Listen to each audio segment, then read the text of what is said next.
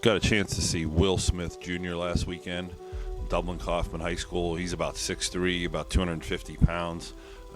Saw him on sophomore tape, and I wasn't sure if he was going to be a defensive end or a defensive tackle, and it looks like he's grown into defensive tackle. Looks like he's an active, athletic defensive tackle, moves very well, comes off the ball very well, does a good job with his hands. You see him get there by a blocker there. And what was nice is when I saw him play last week against Princeton, he made some splash plays early in the game. He got off some blocks and got in the backfield, as you see there, and made some plays in the backfield, blowing things up. And his game is going to be quickness, get off, explosion, using his hands. It's a repetitive thing. He gets off the block there, and then you see he has the feet here to come flying across the screen and finish and put a hit on this ball carrier.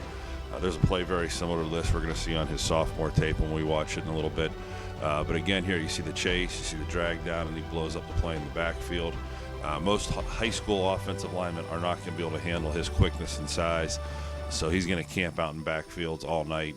You see the explosive get off there from the end position. He played a little mix of defensive tackle and defensive end. This is his sophomore tape where you're going to see him more at defensive end. And as a sophomore, you see a little more of an athletic defensive end looking player, but his body's filling out and he's getting heavier and heavier. So you see him taking on the inside type plays more his junior year. Again, here you see the use of the hands by the tackle. That's a good player there for Middletown. Some excellent competition when you play at Dublin Coffman week in and week out. Breakdown on an excellent athlete there.